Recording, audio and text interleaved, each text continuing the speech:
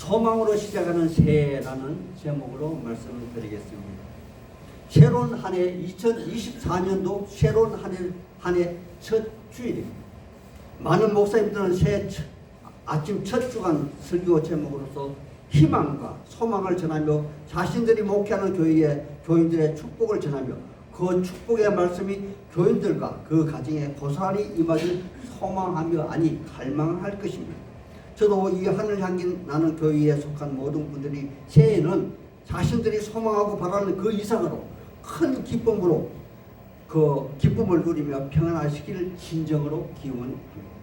또한 믿지 아니하는 교회 밖에 수많은 사람들은 자신들이 스스로 자신들의 허전한 텅 빈 마음을 소망으로 가득 채우기 위해서 새해 아침에 복잡한 여정을 마다하지 않고 동해로부터 떠오르는 붉은 태양으로 자기 자신들의 욕망과 사랑으로 전환시키기 위해서 욕망을 사랑으로 전환시키기 위해서 대구에서 포항으로 호미곶으로 장산코스로 떠나고 또 여의치 않는 분들은 칠곡에 있는 함지산에 오르고 또 오봉산에 오르기도 합니다.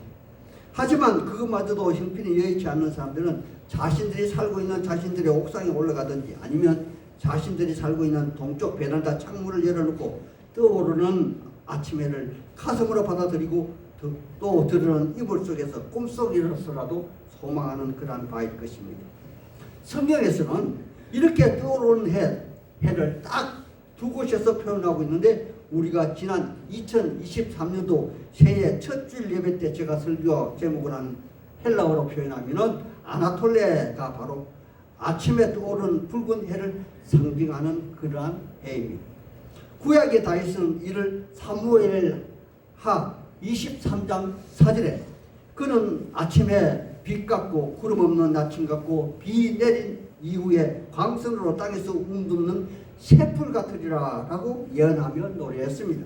그리고 신약의 세례 요한의 아버지 사가랴는 누가복음 1장 78절에서 79절에 돋는 해가 이로부터 우리에게 임하여 어둠과 죽음의 그늘에 앉은 자에게 비치고 우리 발을 평강의 길로 인도하시리라 라고 선포한 말씀입니다.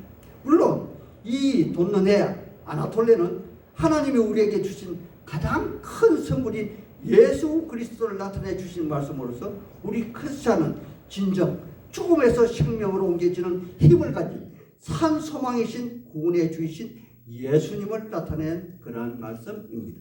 하지만 아무것도 모르는 수많은 사람들은 이 땅의 모든 창조물을 위한 또 하나의 피조물인 눈에 보이는 허상인 태양을 그들의 모든 욕망의 화신처럼 생각하고 그들의 마음속에 타버리고 수고하고 애쓰는 모습을 우리는 정초부터 보게 되었습니다. 하지만 우리 그리스도인은 그 태양을 창조하신 하나님을 마음에 품은 사람들입니다. 그러므로 오늘 본 목사는 진정으로 우리에게 산소망이 되신 하나님의 형상인 예수님을 오늘 여러분들에게 한번 소개해 보려 합니다. 물론 구약의 모든 말씀은 메시아에 대한 허상을 상징적으로 표현한 그러한 상징체로서 그들에게 주어진 고단한 일상의 삶에서 영원한 그 안식의 여정을 예표적으로 노래한 예언의 말씀이라는 것을 전제한 것입니다.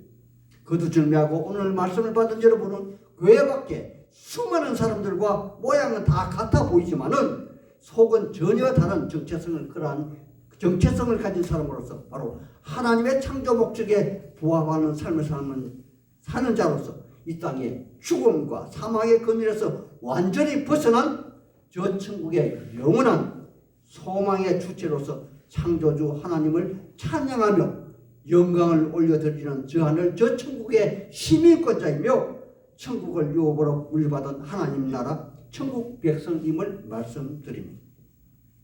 그러하다면 이러한 정체성을 가진 주체로서 오늘 말씀이 바로 여러분들에게 직접 들려주는 성령 하나님의 말씀이며 또 아직도 잘 이해되지 못하는 분들에게는 목사를 통해서 여러분들에게 들려주는 소망의 메시지라는 것을 믿음으로 받으시기를 예수님 이름으로 축복합니다. 말씀을 보겠습니다. 먼저 역사적 오늘 말씀의 그 배경이 역사적 배경의 말씀입니다.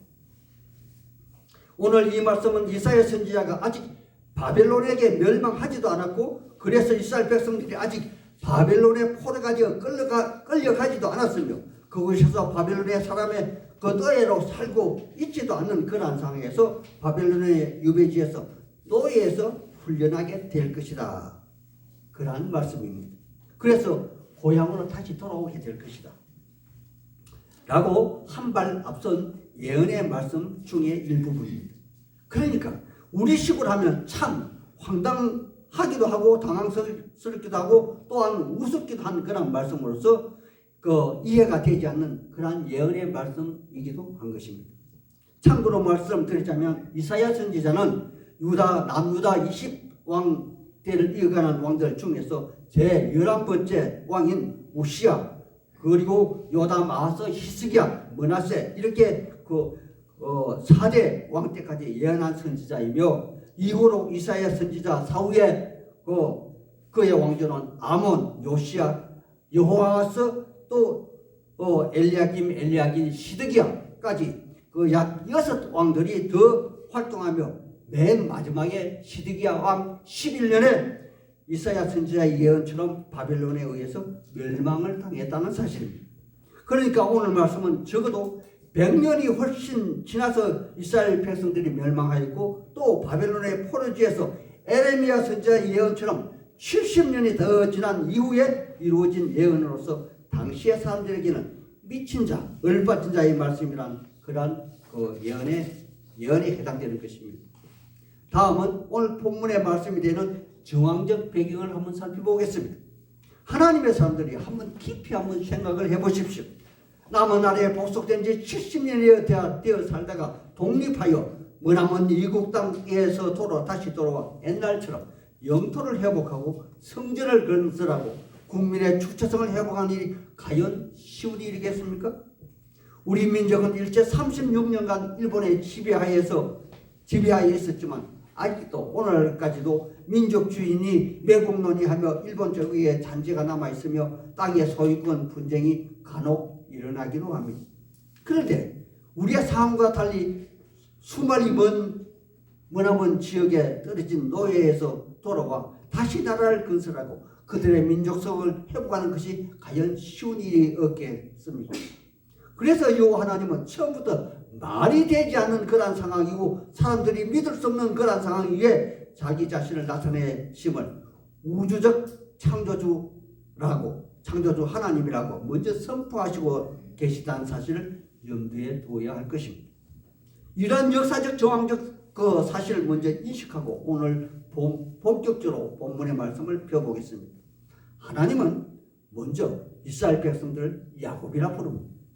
하나님의 사람들이 한 번 더 생각해 보십시오. 야곱은 이삭의 둘째 아들로서 하나님 이스라엘이라 불러주시기 이전에 한 사람의 평범한 한 아버지의 아들로서, 즉 다시 말해서 형 에서와 같은 존재로서 아버지 이삭이 지어준 그러한 이름입니다. 아니, 하나님이 지어주신 이름이죠. 그러하다면 그는 아직 그가 하나님 앞에 바로 서지 못한 그러한 상태일 것이며 하나님을 자기의 하나님이라 고백하기 이전의 상태였다는 것을 표현해주는 그러한 말씀이기도 하다는 것입니다. 이는 오늘날 우리 교회에 출석하고 있지만 아직 하나님을 만나지 못한 상태를 말하기도 한 그러한 말씀일 것입니다. 하지만 교회에 출석한 그 자체가 이미 하나님의 건속하에 만세 전에 하나님이 이미 책정하여 예정하신 하나님의 섭리에 기속되어 있다는 것을 말해주기도 합니다. 그래서 곧이어 하나님은 그 야곱을 이스라엘이라 이렇게 고쳐 불러주시며 그들의 정체성에 대하여 다시 한번 말씀하여 주시고 당부의 말씀을 드리고 있는 것입니다. 너는 내가 지었다. 내 어머니 뱃속에 너를 나게 하시고 자라나시게 하신 네가 바로 나라고 그렇게 말씀하고 계시다는 것입니다. 그러므로 너는 진정 두려워하지 말라, 놀라지 말라. 내가 너를 야곱에서 이스라엘로 축복하여 구속하였고 내가 너를 네가 아는 방법으로 지명하여 불러나니 너는 바로 나의 것이라. 그렇게 말씀하시고 계시다는 것입니다. 하나님의 사람들이요, 다시 한 번 더 생각해 보시라 주문합니다. 오늘 우리가 바로 하나님의 것, 우주 만물을 창조한 하나님의 소유라는 것이니 수많은 사람들은 자기 자신을 자신의 것이라 많이들 착각 속에 살아가지만 우리의 소유권이 우리에게 있는 것이 아니라 바로 창조주 하나님께 속해 있다는 것입니다. 그러하다면 우리는 하나님의 장난감인가요? 놀이개인가요? 아니면 하나님의 노예인가요? 그 해답이 바로 창세기 1장 28절 이하에 잘 기록이 되어 있습니다. 우리 창세기 말씀 한번 살펴보겠습니다. 창세기 1장 28절에서 30절의 말씀을 같이 한번 보겠습니다. 창세기 1장 28절에서 30절 말씀.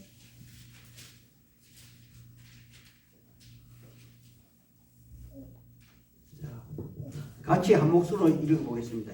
시작. 하나님이 그들에게 복을 주시며 하나님이 그들에게 이르시되 생육하고 번성하여 땅에 충만하라. 땅을 정복하라. 바다의 물고기와 하늘의 새와 땅에 움직이는 모든 생물을 다스리시니라. 하나님이 이르시되 내가 온 지면에 심이 되는 모든 채소와 그의 가진 열매 맺은 모든 나무를 너희에게 주노니 너희의 먹을 거리가 되리라. 아멘. 자, 이렇게 하나님은 최초의 사람 아담에게 모든 권한을 넘겨주셨습니다. 이 말씀이 바로 오늘 이 말씀입니다. 그러므로 삼라만상 모든 사물과 이 땅에 존재하는 그 무형의 물질이라도 모두 다 하나님의 사람을 위한 그러한 존재였다는 것입니다. 따라서 물도 불도 바람도 폭풍도 파도도 번쩍이는 우리와 낙뢰도 모두 하나님의 사람의 편리한 평안을 위해서 존재 가치가 그 가치에 합당하다고 그렇게 말하고 있는 것입니다. 그것이 그들의 존재 이유였다는 것입니다. 하지만 하나님의 형상을 입은 사람이 그 본분을 망각하고 하나님을 대적하기에 되다가 바로 저주를 받아 하나님의 편리를 위한 존재와 다투는 하나님의 사람의 편리를 위한 존재와 다투는 관계가 되었다는 사실을 여기서도 여실히 보여주고 있는 그런 말씀인 것입니다. 바로 사람이 하나님을 대적하던 모든 삼라만상이 바로 하나님의 사람의 지배를 벗어난 것이며 심지어는 하나님의 사람을 괴롭게 하고 마침내는 하나님의 사람을 해치는 그러한 존재로 전락하게 되었다는 사실입니다. 이와 같이 이스라엘이 하나님의 언약과의 관계에서 멀어질 때 하나님은 이스라엘의 바빌론 포로가 되어서 노예로 순복하며 인고의 삶을 살아야 한다고 말씀하고 있는 것입니다. 하지만 역설적으로 하나님은 그 속에서 놀라지 말라, 두려워하지 말라, 그리고 담대하라 라고 주문하고 계시고 있습니다. 또한 여호와 하나님은 그들이 그 포로 노예로 사는 그 기간 동안 그들이 압제당하는 모습을 풍자한 물과 불이 그들을 엄몰하고 덮을지라도 하나님은 그들과 함께 하신다는 것이며 지켜보아 주신다고 약속하고 계시다는 것입니다. 그러므로 참고 인내하며 왜 이러한 고초를 당하는지를 생각하라는 것입니다. 그 모든 것들을 깨닫는 기간 동안 여호와 하나님은 내가 너를 친정으로 사랑하여 4절에 이렇게 말씀하고 있죠. 네가 내 눈에 보배롭고 존귀하여 너를 사랑하였은즉 내 대신 사람들을 보내주며 백성들이 내 생명을 대신하리라. 정말 이 말은 폭탄 같은 그러한 선언이기도 하다는 것입니다. 하나님의 사람들이요, 오늘날도 마찬가지가 아닙니까? 하나님은 우리를 세상 속에 서로 부대끼며 노예와 같은 그런 고난 중에 살게 하고 계시다는 것입니다. 그 이유는 바로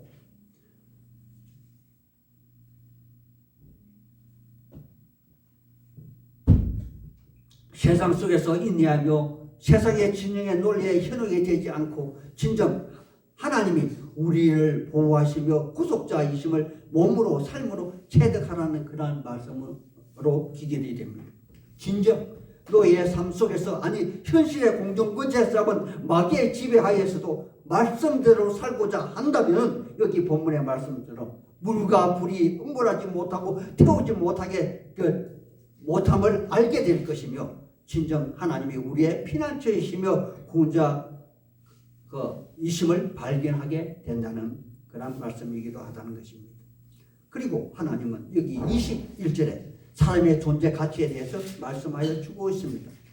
21절 보겠습니다. 이 백성은 내가 나를 위하여 지었나니 나를 찬송하게 하려 함이라. 아멘. 이것이 진짜 이스라엘이 존재하는 그러한 이유이며 또한 우리 그리스도인이 존재하는 이유라는 것입니다. 따라서 우리는 예전에 이스라엘이 바벨론 포로가 되었던 기간 동안 몸으로 체득하여야 할 그러한 진리처럼 오늘날 우리도 마귀의 세상에서 두려워하지 않고 놀라지도 말고 하나님이 우리의 삶 전체에서 후속자임을 몸으로 느끼고 알아가라. 그러한 말씀을 그 신앙의 삶으로 느껴보라는 그런 말씀으로 받아야 한다는 그런 말씀이 아닐까 생각합니다. 이 말씀이 오늘 가장 우리가 선호하고 좋아하는 것으로서 내가 너를 지명하여 부르나니 너는 내 것이라 아멘. 하신 말씀을 정말로 이해하게 될 것입니다. 여호와 하나님은 바로 이것을 바로잡기 원하시는 것입니다. 그리하면 본래의 그 목적대로 본 모습대로 그 존재한 이치에 다시 올려주신다는 그런 말씀을 지금 하나님은 이사야 선지자를 통하여 우회적으로 말씀하고 계시다는 것입니다. 내가 너를 보호할 것이다. 내가 너를 지켜줄 것이다. 아니 이 세상의 어떤 난간에서도 너는 내 것이라 인정할 것이므로 너는 나를 믿으라. 말씀하시는 것이 오늘 본문의 말씀이 아닌가 생각합니다. 그러므로 여기 계신 하나님의 사람들 담대하십시오. 두려워하지 마십시오. 아멘. 올 한 해 나에게 주는 모든 난간들은 나의 하나님이 나를 탄탄한 반석에 올려놓는 좋은 기둥돌이 되게 하여 주실 것입니다. 아멘. 직장의 동료와의 문제이건 취직의 문제이건 또 아니면 새로운 도전의 문제이건 창업의 문제이건 간에 하나님이 함께 하여 주신다면 우리에게 주어지는 장애는 말 그대로 장애가 아니라 나를 통한 하나님을 드러나게 하시는 그러한 증인이 되며 증거자가 되게 하여 주실 것을 기대하고 담대하십시오. 아멘. 건강의 문제도 여기에 포함될 것이고 자녀의 결혼 문제나 이성의 문제도 모두 여기에 포함이 될 것입니다. 그러므로 우리는 우리의 정체성을 또다시 확인하는 그러한 차원에서 이 땅의 가치가 아니라 저 천국의 가치로 모든 상황을 바라보고 정리하시기를 예수님 이름으로 성경의 가르침 따라 축복합니다. 생각해 보십시오. 이사야 선지자가 그 당시 일어나지 않은 상황을 예견하며 미리 말씀을 전한 것이 이사야 43장의 말씀이 당시 이스라엘 사람들에게 과연 어떻게 들렸을까요? 오늘날 우리 크리스찬 일이 천국이 있다고 우리의 이 땅의 육신의 즐거움이 끝이 아니라고 말씀을 드린다면 세상 사람들은 과연 어떤 반응을 보이던가요? 아니면 요즘 세상에 유행하는 유행어처럼 하나님의 가르침을 따르고 교회 생활에 합당하게 살고 충실하다면 잘 된다고 전해라. 그리고 자기 자신을 버리고 소망하는 바를 하나님이 다 이루신다고 그렇게 전해라. 이러한 축복의 말씀이 현실로 나타나기를 예수님 이름으로 소망합니다. 아멘. 하나님은 말씀하십니다. 보라 내가 새 일을 행하리라. 아멘. 이사야 선지자가 그들 이스라엘 백성들이 포로 지역에서 돌아오게 될 것이다 라고 예언한 오늘의 본문 말씀이 우리 크리스찬은 장래에 저 천국의 그 주인으로서 살게 될 것이라 라고 말씀을 바꿀 수 있을 것입니다. 아멘. 오늘 이 말씀이 하나님이 여기 계신 여러분들에게 하시는 말씀이 되시기를 예수님 이름으로 축복하고 소망합니다.